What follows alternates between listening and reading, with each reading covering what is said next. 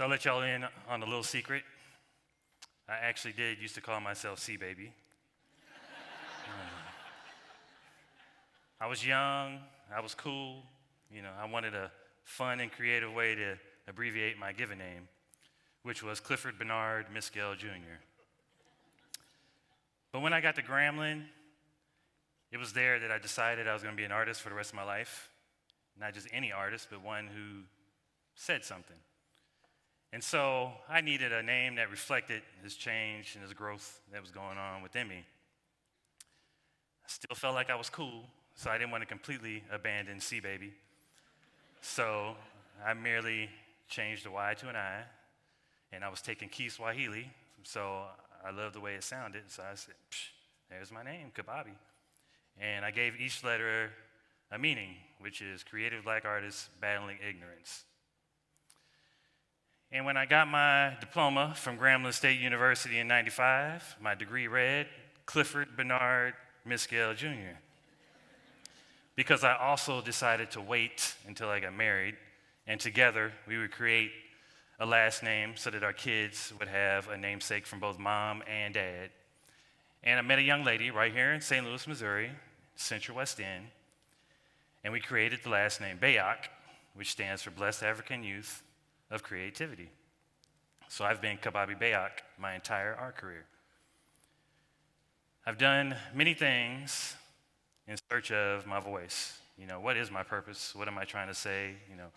Who am I going to be? So I've done everything. I've illustrated for magazines and album covers, children's books. I was a caricature artist at Six Flags. And then I taught myself at home how to do caricatures so I wouldn't have to go back to Six Flags. And I draw and I paint every day just to get my creative muscle strong and able to do whatever I needed to do. So what I've never had was a consistency. I've always wanted to, think in terms of doing a series, a body of work, but I just never could. And so I discovered art fairs, and I said, what is this? I fell in love. And you can ask my wife. I wanted to be at every art fair by myself just so I could soak it all up. These cats were creating art like I was, and they were going around, they were being vulnerable and sharing themselves with the world, and they were potentially selling a whole bunch, shutting up shop, going to the next city and doing it over again, right? So I wanted that. So I tried it for 5 years. I was dipping my foot in, trying to get my rhythm, trying to make it work for me, but it didn't really work for me. People would come in my booth and they loved the work, but they wouldn't commit. This painting here, it's Love Tree, which I'm sure the family that owns it in St. Louis will be glad to hear this story. I was in downtown Chicago at an art fair, which George Lucas actually walked by, and it's hard to watch somebody that has money not even look at your booth. But it happened. But this woman came in and she was looking at the painting. She came in and she looked at it, and then she walked away. Then she came back a second time, and she walked away again. And then she came in a third time with her 2 kids, and all 3 of them looked at it, and all 3 of them walked out. And in about an hour, you already know. I ain't got to tell you what happened. She walked by with somebody else's painting. I said, I knew I was done. The art fair thing, it was cool. I loved the adrenaline of it, but it didn't work for me. But it wasn't a complete failure, because through the art fairs, I learned that what made people's booths successful was having a consistency, whether it was the way they framed, the style, the subject they did. So now I had this mindset, okay, now I need to take that and I need to move forward. So we're coming up on 2012, you can ask my wife, I like to think quick and I act quick. I don't even think about what can go wrong. I'm just like, this is gonna work, I'm gonna jump in it. That's how this project was. So I'm like, what am I gonna do? I said, I'm gonna use Facebook, and I'm gonna sell something every day, and I'm very confident I can do that because just like Beyonce, she has her beehive. Cbabi Bayoc has one-dayers all over the world.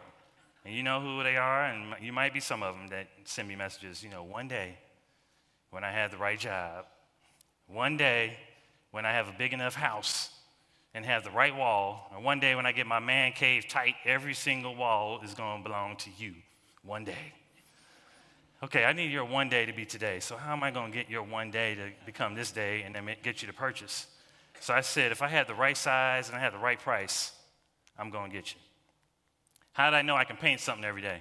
I knew I could paint something every day because I had done this event locally, Wall Ball, and at Wall Ball, I created a painting in a 4-hour period from beginning to end. You come in and you see me painting the canvas blank, and you walk out, it's done. So if I could do Wall Ball, what's 365 days? Same thing, right? Sounds like 365 days of fun. So that's how I looked at it. Thinking quick, act quick.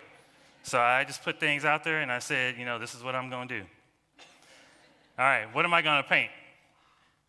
Well, that beautiful, young, intelligent black woman of mine, and she came through with this also. She was like, you've been wanting to do this series on fatherhood, make that your theme. And with that, that's how 365 Days of Dad was born, just in that conversation.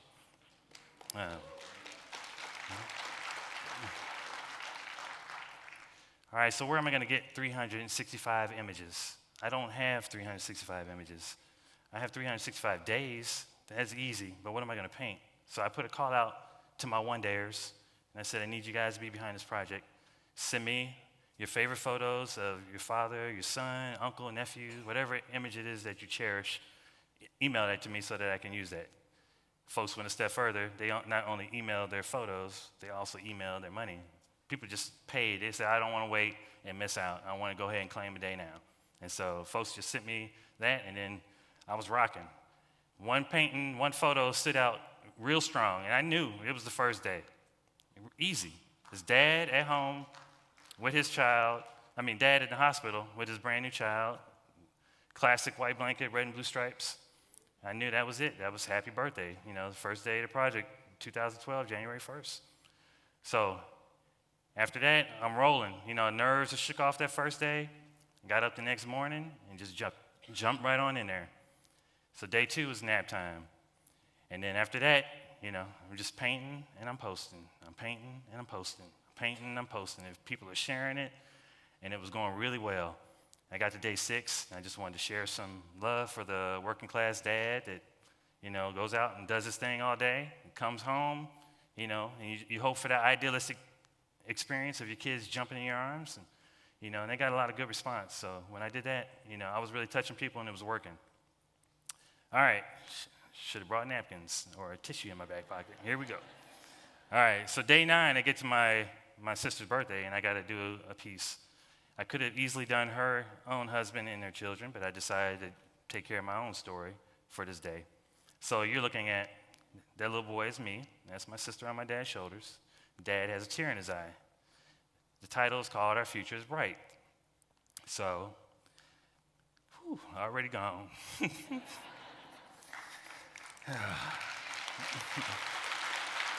right.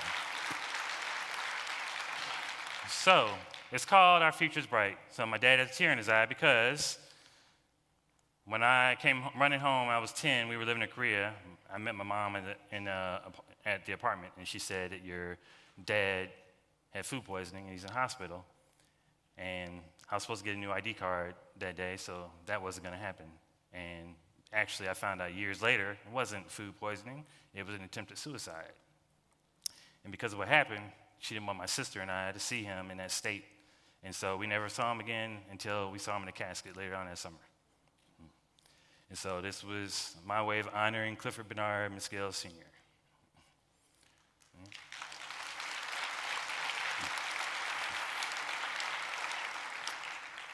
And so next day, I posted it, and people showed love, and I read all that love all night. It was very therapeutic, and, in response, people started sharing their own stories. It was awesome. And so I just got back to my thing and just got back posting, sharing experiences of dads, walking the kids in the park and going to, get on the swing. One of my favorite visuals is seeing kids on their dad's shoulders. I did that for a long time, and my 10-year-old tried to take it way to the extreme. He was getting too heavy, but, that's what you do, man. You're being dad, you're supposed to be as strong as a gorilla, right? So, and showing that unconditional love before your child is even here. You got to start it early. So I was hitting all spots with this project. Got to day 29. I got a letter, email rather, from a young lady, and she wanted to share her daughter's story. And the way it goes is her daughter is light-skinned, and dad is dark-skinned. And because of that, dad and his mom decided to reject the young lady because obviously this couldn't be his child for complexion. So even though there was a paternity test proving that this was his child. So this was my way of showing the girl some love from the universal clan of fatherhood. And in the background, it reads, "You don't have to look like me for me to know that you're mine." So this is my way of showing that little girl some love. And, it's actually one of my favorite pieces in the project.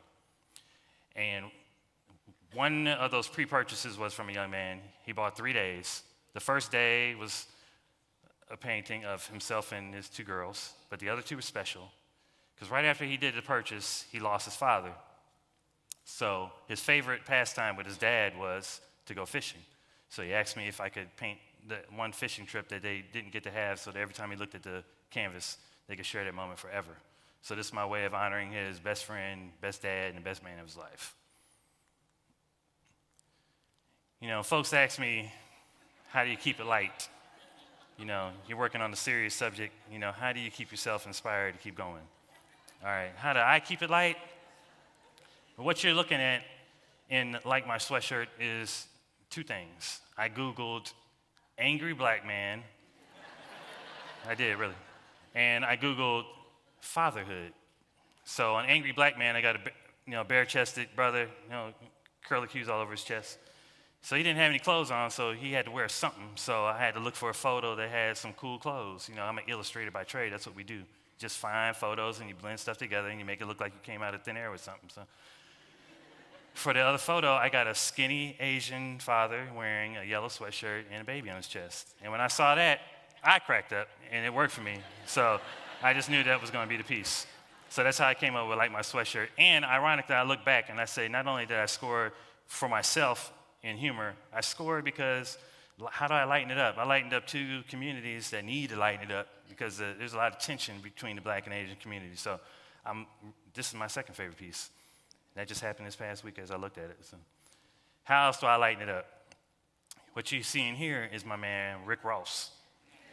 All right?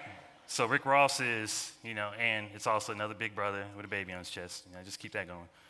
You're looking at, I'm thinking he's always like, boss this, boss that. You got a baby in the house.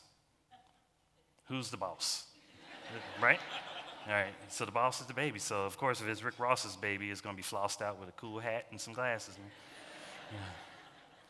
So I'm painting all black fathers. I'm doing that. Why? Because you have some schools that predominantly African-American, and 80% or more of them kids, they either don't have dad in the home or they don't know him at all. So there is an imbalance. And in my mind, I was like, if I didn't do 365 black fathers, who else would?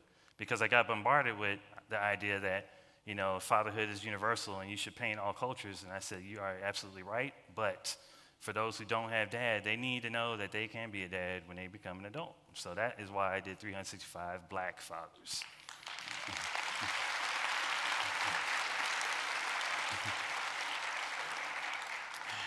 And this right here is a young man who did Arch City Chronicle. His name is Dave Drebus. So another pre-purchase I found very interesting. He bought 2 days, and I saw his name, and I emailed Dave. I said, Dave, I am doing black fathers. Dave's white.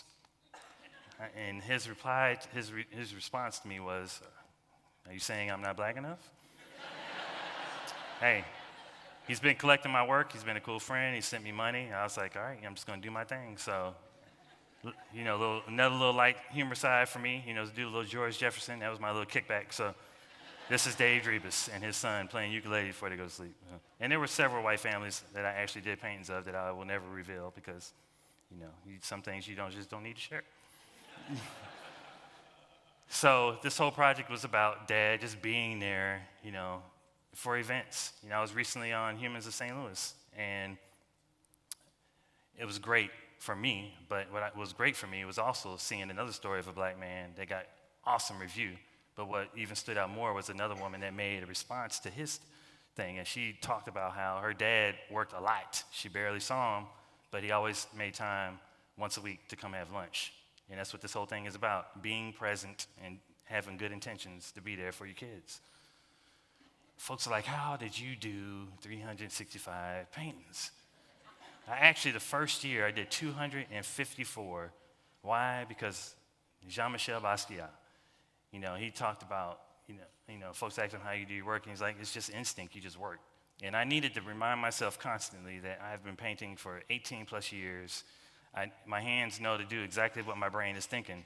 I don't have time to think to do a paint a day. I have to just look at the photo I'm working on, canvas, make it happen. So that's what I did. So Jean-Michel Basquiat. Also, 5-hour energy. I was drinking it like water. I'm not proud of it, but it's the truth. I was on it. But after that, it wore off. I unlike what they claim, I crashed. So got to my man Gil Scott Heron. I had to channel that energy. I had to go in a new direction. And I needed to remind myself that I wasn't painting for me. Like we heard earlier, it's about inspiring others. Just like Maya said, hey, it started off on something I had to do for myself, but it was really much bigger than that. It was about the bigger community. I was able to, that young man there, he took his life, and he left behind 4 boys. And the mom, she actually bought a painting for everyone, all 4 boys, to have that moment with their dad. So I was able to do that because now I figure I have my purpose. I found my voice. Also, this is a woman. She was honoring her son-in-law, which is huge, and letting him know that he's a hero, not just professionally, but in the eyes of his boys. So the project did 3 things: honoring those dads who were there for the kids and doing their thing, inspiring those that need a little help. Here we go again. The third one, for those boys and girls that don't have dad at home, don't know him at all, these are 365 examples of the parent that you can be and you will be if you just take it one day at a time. Thank you, y'all.